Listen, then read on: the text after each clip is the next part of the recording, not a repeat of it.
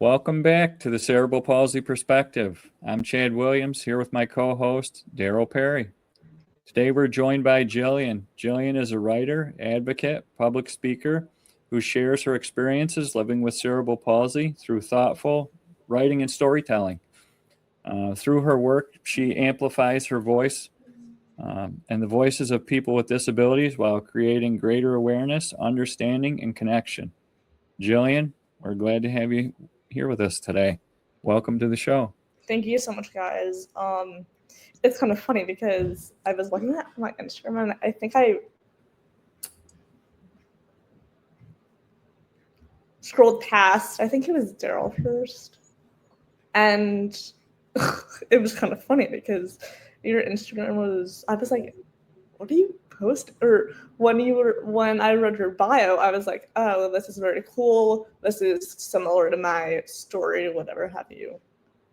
I'm just glad you stopped because nobody ever stops. They just keep scrolling whenever I post. No, I mean, because I was like, I don't know how it came up, like if it was a friend suggestion or whatever, but it came up, and then I don't know how your guys' Instagrams popped up on my page, but I'm really glad they did because I'm trying, as I said earlier in the conversation, I'm trying to connect with more people with CP, and that's very hard because, you know, it's social media these days. It's hard to meet up with people that have what you do, and it's just hard. It's hard. Long story short, the social media is easier. Yeah. Well, we're glad that you found us, and we're glad that you're here today. And now you're gonna, have an opportunity to share your story and impact others, and they'll find you and maybe reach out to you. And it's just a great way for connection. So we're glad that it worked out like it did. And now that you're here, can you tell us a little bit about yourself and your journey with cerebral palsy? Tell us and our listeners. So I was mature. I was a preemie. Mm-hmm. I had been in the NICU.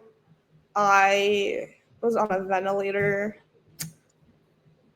And then my story is very complex. I mean, it's also in that article, but yeah. Beside the point. Growing up with it, so I spent a time, I don't know, months, years, feeling sorry for myself. And then I realized that I'm like, oh, if I stay in bed all day and feel sorry for myself, I'm not going to get anywhere. So it took me forever to accept, hey, you're different. You're going to do things differently. You're going to have to adapt. You're going to have to... It's funny, I have a quote in my bio that says, you don't have to adapt to the world adapts to you, or something of that nature. I think, so two things that you just said that I think are really huge is you came to the realization that like you had to figure it out and figure out your way. And it's tough because like we all want to fit in at every stage of life. Like when we're kids, like we want to be like everybody else. But here's the thing, and everybody listening, I think can relate to this. You still want to, there's still part of you that always wants to fit in. But then realizing it can be a gift if you get to the point where you're like, hey, you know what? I get one life, I get one shot. So I need to figure out how I can make my own way. And the fact that you've actually figured that out and you're attempting to live that way, because it's hard. And this is the cool thing, because like even just a couple minutes into this conversation, you're already talking about something that a lot of people with cerebral palsy and a lot of people in general never really figure out, which is really leaning into who they are. So that's cool that you've been figuring out how to do it. I mean, as I told Chad, I was like, sometimes I stutter. Sometimes it takes me a second to process what the person is saying. And then if I'm asked a question and I don't understand, I would ask, hey, can you please repeat what you just said? So I know better, so I can understand better what they're asking. Mhm. But But yeah, it took me forever to think about, or hey, am I gonna? So I have a history of seizures, Yeah. as well as the CP, the hemiparesis, which is my whole right side's affected. Okay. So is I have more limited mobility on my right than my left. Yeah. So I feel like my right side can't supinate. I've been doing therapy for it. I've done therapies for it. I've worked out a little bit for it. I'm on meds for seizures. And how old were you, do you think, when you started physical therapy? You had a lot of physical therapists in your life? I don't know specifically when. Okay. I've gone through physical therapy in school, outside of school. But I can tell you, as sad as this is, my first seizure was at 15 months old. Oh.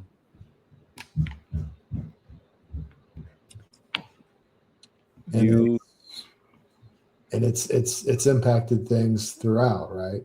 Like yeah, it's funny because when I was younger, I didn't. So this is back to what you were talking about, Daryl. Mm-hmm. I didn't. It took me forever to. Okay, I used to be like, what is this? Is my epilepsy gonna go away? Mm-hmm. And I asked my parents that, and I go, do you think my seizure? I ask. I'm just like, am I gonna have epilepsy forever? And in my case, yes. Yeah. Like my seizures aren't gonna go away. My CP it's non-progressive, but it's not gonna go away. It's just part of who I am. It's not even like that's it's part of who I am. It's part of what makes me me. And what's really shocking was, I think it was a 10 or 20% chance of living because I was so premature. And again, I was like, dang, I have so many disabilities that my friends don't. And like, it was very hard to realize and to come to terms with disability.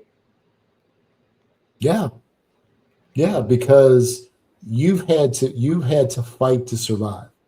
And for something that I always said, because I was born 3 months premature, and I was in a situation, I don't know that Chad knows, I don't know if I've talked about it on this podcast, but like, I grew up in a household where my parents were to have another child under the same exact circumstances, born 3 months premature, that he lived 3 days. And here I come a year later, same situation. And I'm in the situation that I'm in. And I think the coolest thing that that we can already tell a couple minutes into this conversation is you've dealt with a lot of stuff, but you put that stuff into perspective and you're trying to navigate life. The rules of the game. There's a lot of people, CP or cerebral palsy or not, that would look at it. You got every right to be frustrated, to be upset and angry about the situation you're in. But you also have the opportunity to say, you know what? I had a 10 to 20% survival rate. Not only am I here, but I'm doing things in this world to make a difference. I am sharing my story. I am bettering myself. And I have a realistically positive outlook and attitude. Yes, not 100% of the time, because we all get angry about the situation we're in. But like, you're doing it, man. And like, to hear just starting out in this conversation, like, you've been through so much, and you're like you're on top of it. You're crushing it. I know a lot of days it doesn't feel that way. It really no, like it doesn't. I mean, I get up in the morning, even at school. I dread getting up in the mornings, but I'm like,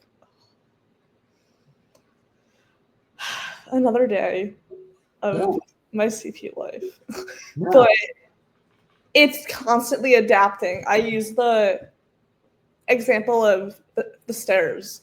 So walking in general. So when I walk, my gait is off a little bit. I'm trying to do heel-toe walking versus walking on my toes. Yep. Like, I think that's what is a CP thing, toe walking. Oh, Chad and I are nodding because we do this in our own way too. So I practice that. I practice. So walking down the stairs is very challenging, as is everything in life to some degree. So my example was when I have to walk down the stairs and walk in general, I have to take a minute or two to take that next step, to think about what I'm going to do, to process what someone is telling me, to process how I'm going to answer. Is it like it takes your brain a little bit longer to process it? And then the other thing that's frustrating is just because your brain knows what you want to say, knows what you want to do, your body is like, yeah, no, we're not doing that. Right? It's like a double-edged thing, isn't it? Like I told Chad, I was like, I sometimes stutter. And if I do, whenever I'm speaking, I'm really conscious of that. Like, I don't like stutter, or it just happens. But you mentioned in the beginning about your article, and I know that Daryl is going to put that in the show notes so that people can check it out. But how did writing become such an important part of your journey and how you share your experience? How did you come to find writing? So, I was asked to, last year or 2 years ago, I was in a vocational program here at Travel Haven, and it was an internship kind of thing, and I interned in their marketing department, and my supervisor, I guess, at the time, asked me to write something, and he was like, what do you want to write about? And he suggested that I write about CP, and I wrote about myself. So it was funny because he was like, you should write a book because you have so much information. So I started jotting down notes. It was a weight off my shoulders to get it out into the world, to put it on paper, to tell everyone what I struggle with, to tell everyone what I'm doing. And that was just really writing. It's a weight off my shoulders now that I look back at it and tell people to read it. And what have you? So it was presented to you, and it sounds like it became a good outlet for you at the time. Was that also sort of something that helped you become more comfortable with sharing your story? I mean, you're here with us today so that you can tell our listeners all about your story. You're sharing openly about your experience.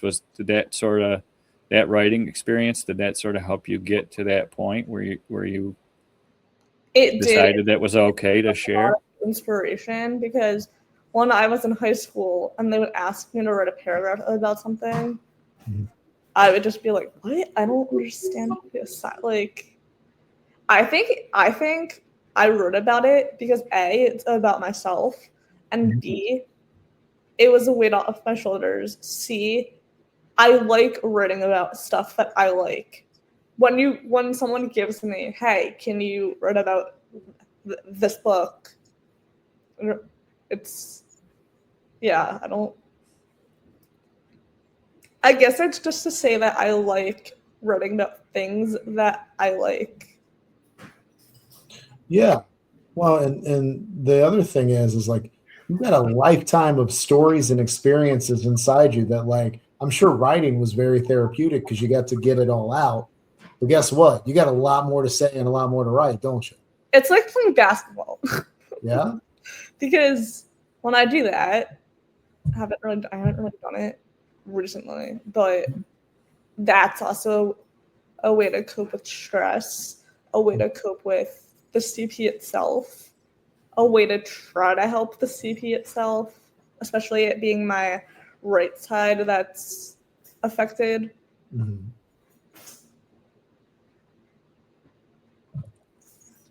What, other than, you have the articles that we're going to reference, are there things that you're working on now? What's next for Gillian? What are your things that you're working on now, or what are some things you're excited about?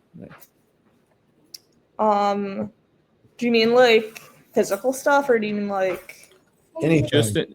Just your journey in general? Are there anything that that you're working on? Any big things that you're excited about that are just part of your story, part of your journey that you just want to share about?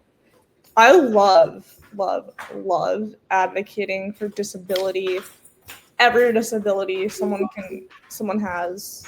So that's why I started my disabilities highlight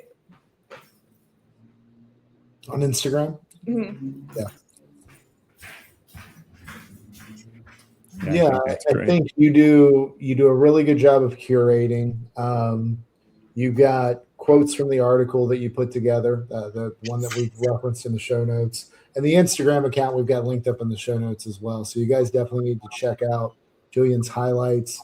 And I mean, just, you're sharing your perspective. And I think the biggest thing is that you've got a really good grasp on how to handle things with this, because again, so many people don't actually like they get stuck in the frustration and the bitterness that we all feel, but like we have a choice which direction we're going to go. It was very hard for me to be like, okay, Jill, get up, you have CP, that's your issue about your life.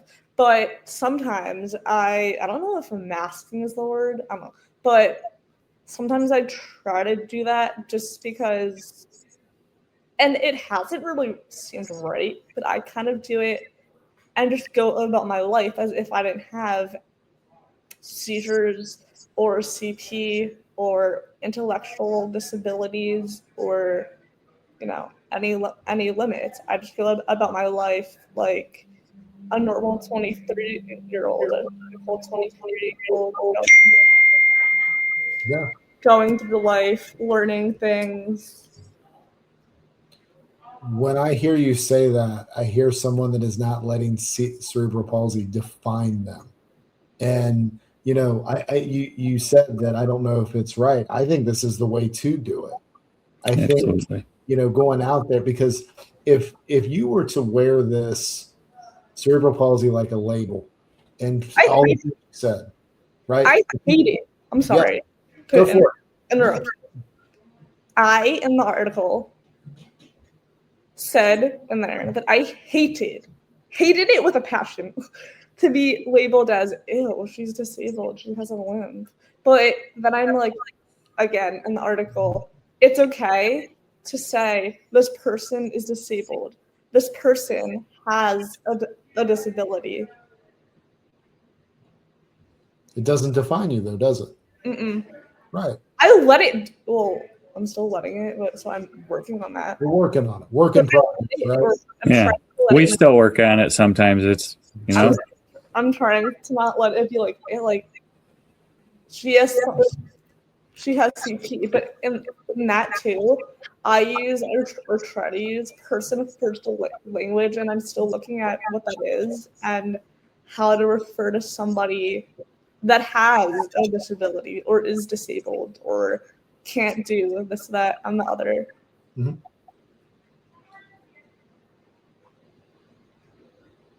I think it's really cool that we've got you on here talking when you're still really early in like telling this story. You've written an article, you do the highlights, you post on social media regularly, you've been on other podcasts, like, but you've just started, because you said like at 23 years old, you've got all this experience that you've already had. When Chad and I were 23, YouTube didn't even exist. So like, yeah, we were books and stuff. But like, you've already done so much at 23, and that you're just going to continue to go on and do this. You've interned for marketing, which again, marketing is storytelling. And I can say to you, as somebody that's worked in marketing and advertising a long time, like the best story, the best thing to market, and you kind of said this, is yourself. Because like, you don't want to talk about things that you're not interested in. You don't want to read about things that you're not interested in. I mean, you kind of have to do it in school, but like when it comes to telling the story, man, you've got the story. You get it out there any way that you can. And you've been doing that and you're still figuring it out, and that's okay. This is really funny. So 6th grade, I was somebody or a physical therapist of mine recommended I rock climb, and I did it for physical therapy reasons. Yeah. I haven't done it in forever, which I should more often, but I never thought I could climb up 25 feet. Yeah. I never thought to this day I would do what I'm doing. Yeah. I never thought I could public speak. I never thought I could do what I'm doing, even though it's very hard and I have to overcompensate for everything. Everything. You're doing it though. yeah, You're doing it, all of it. You're figuring out. You're as Chad lives by. You're doing hard things your way. your way. Yeah. Yeah. And the reason we're sitting here grinning like a couple of goobers is because when we were your age, we were not this far along in doing this. So no, you're in a great place. You're in a great place, and you got a really good head on your shoulders, and you're going in the right direction. And I think maybe you need to hear that from other people that are doing this, because like, listen, there's going to be a lot of people in the world that say to you, oh, what you can and can't do. And look, there's definitely things that I look at and I'm like, in day-to-day life, I'm like, yeah, I'm not doing that. But I know where my strengths are, and you're figuring out where yours are. And I'm going to tell you, when it comes to communication, when you talk about, sometimes it takes me longer to collect my thoughts. You say that you stutter a little bit.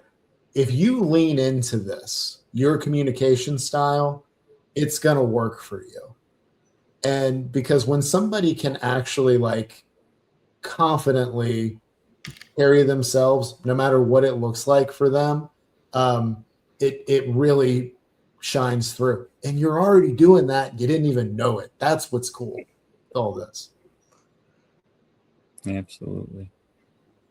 I mean, it has not been easy for the past 23 years.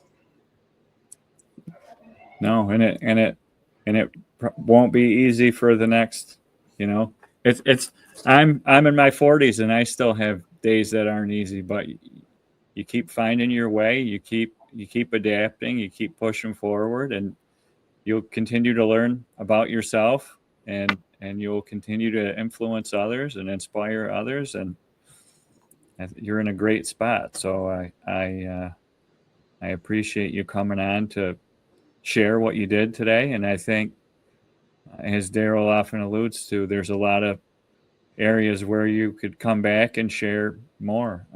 So we're happy that you were here today, and we're grateful that you shared what you did, and I think it's really going to resonate with our listeners. Yeah, and the thing that I'll say, and I'll remind you guys again, check out the article linked in the show notes. Connect with Gillian on Instagram. Check out the highlights she's doing. Check out the stuff that she's posting. But like, you're doing the right things, and the direction you're moving in. You're sometimes before I interrupt the internship that I was interning somewhere, and someone came up to me and they're like, they said something like, they complimented me on my CV, and I do not like being called inspirational or what have you. Someone called me that once, but he said it in a, like, he was nice about it. He wasn't like, It's still condescending, isn't it? Even when it's not, you can say that here. It's fine to say that here. Everybody knows that. I just don't like, okay, yeah, I pick and fight my battles. Yeah, they're hard on a daily basis. Yeah, maybe I don't want to do my stuff, go about my day.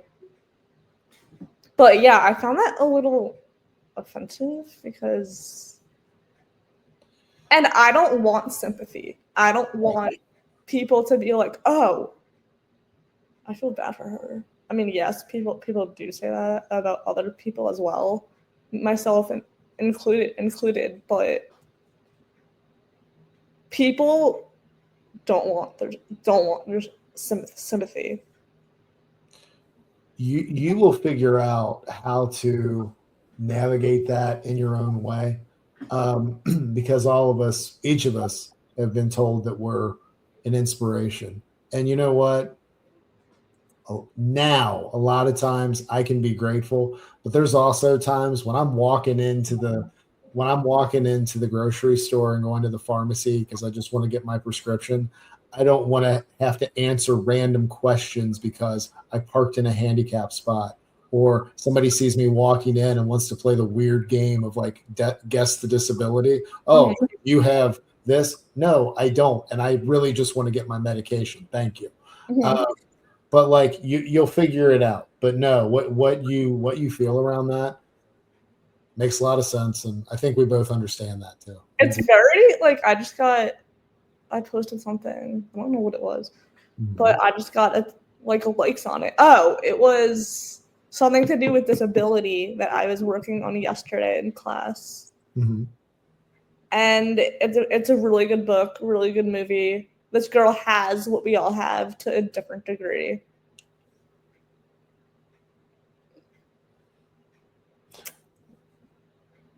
Yeah, I mean, and that's some of the stuff that you post on a regular basis. So we will wrap up. I know Chad and I definitely want you to come back in a few months and tell us kind of how things are progressing, because I can tell just from talking to you in this episode and the episode here, and then when we got to prep with you for a few minutes before, like you're doing a lot of things and you're moving in the right direction. So yeah, you're gonna, I don't mean to put you on the spot, but I'll put you on the spot. You're gonna come back and give us an update probably in a few months, if that's okay with you.